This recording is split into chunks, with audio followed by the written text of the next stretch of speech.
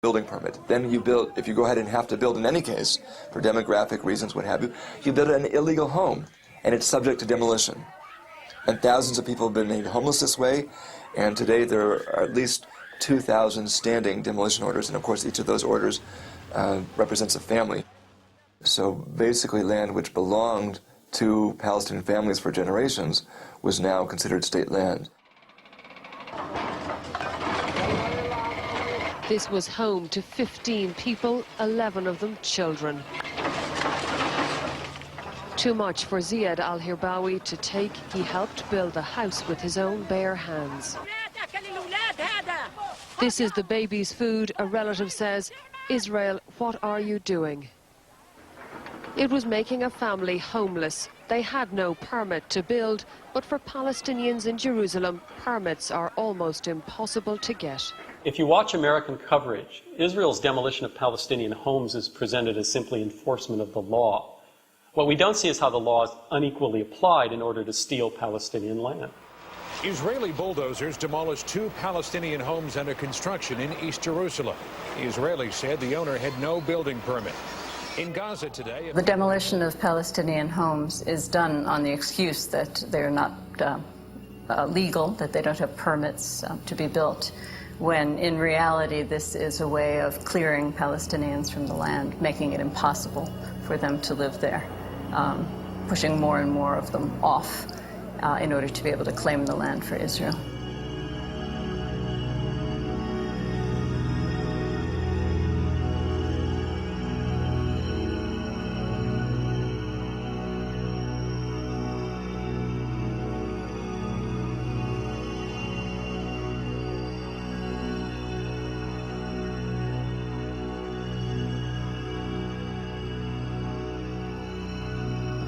Palestinian resistance to the occupation has been both nonviolent and violent. Some of the violent resistance has been aimed at Israeli soldiers and civilians in the occupied territories, and some has been spilling over into Israel proper in the form of suicide bombers. Scene of chaos and destruction, rescue workers rushing to search for the living among the carnage. The centre had been packed. It was just before the Jewish Sabbath. Now shoppers lay dead on the street, victims of a suicide bomber. This woman came looking for her loved ones, not knowing if they were alive or dead. There was no mercy here today, no thought about the baby inside this pushchair, but the infant did survive the slaughter. This was a devastating attack on innocent civilians, and Israelis have reason to fear more days like this. Islamic extremists say they have other suicide bombers who are ready and waiting to do just what this one did. I was very close to the pizzeria bombing in Jerusalem in August of last year, and I got there, faster than the police did. And I saw an Israeli baby without a head, a woman with a chair leg sticking out of her chest. My reporting, for example, I'm pretty brutal about suicide bombers. I call them wicked. And I say that, I use the word. But I also make a point of saying, why? When you have a population that is being occupied, when their fundamental human rights are being systematically denied, when they're not allowed to move from city to city or from place to place without huge amount of harassment, when they're being subject to torture, when people are essentially in desperate conditions, it's not a surprise that they're going to be very, very, very angry.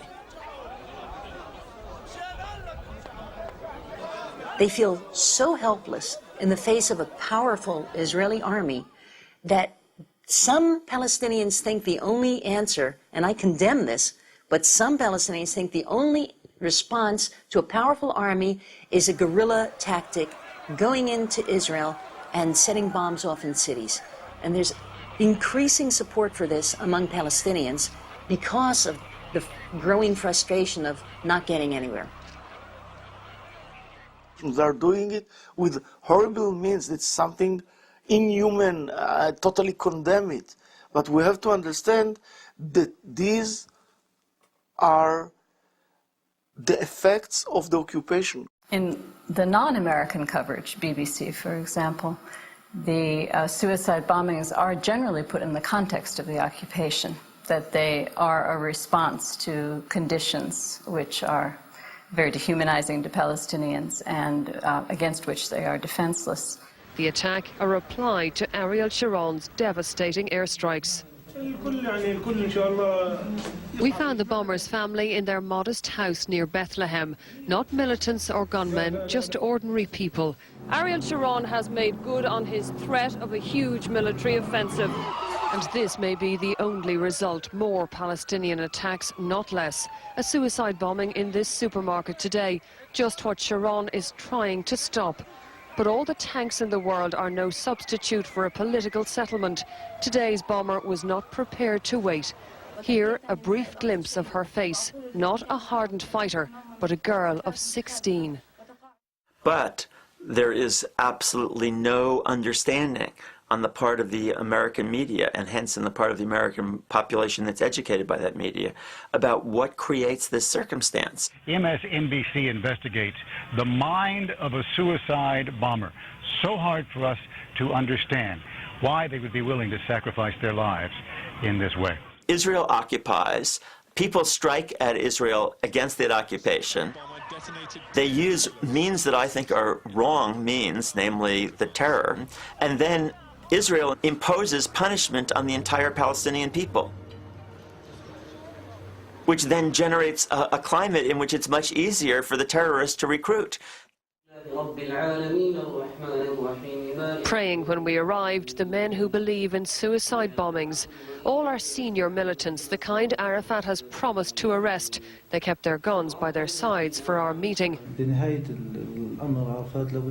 At the end of the day, Arafat will have to halt the arrests, says this man who's on Israel's most wanted list. He can't stop us resisting the Israeli occupation. The Israeli Security Cabinet has agreed to still further intensify its operations in the West Bank and Gaza Strip.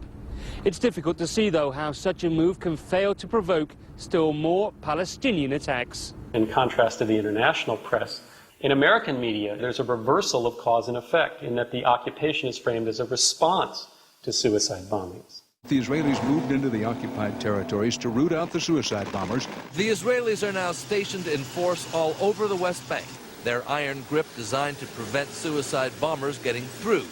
And it's true that, Israelis do feel insecure, and they have very good legitimate reasons for feeling insecure.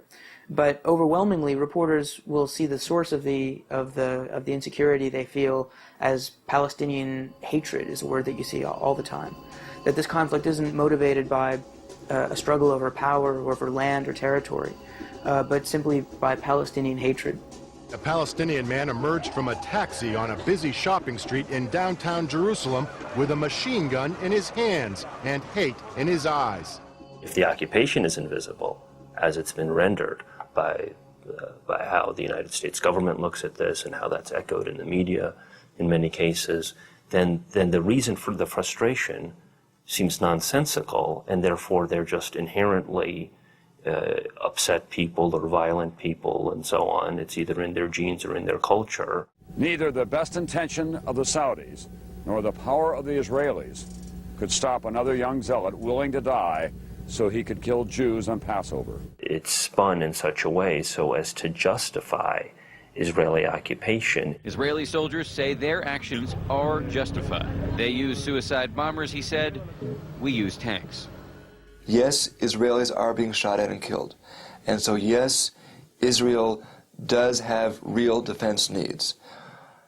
At the same time, defense in Israel in particular has become this mantra. And once people hear the word defense, they stop thinking. And so all too often, anything can be called defense and then justified. Israeli bulldozers and tanks moved into the refugee camp at 2 in the morning. 2 hours later, 54 Palestinian homes had been flattened. The raid was widely seen as retaliation for the deaths of 4 Israeli soldiers yesterday. Israel is always cast itself, and is always cast by the media, as reactive, as simply responding to Palestinian aggression. Israel strikes back against terror. Israel retaliates. Israel responds. Palestinians attack. Israel retaliates.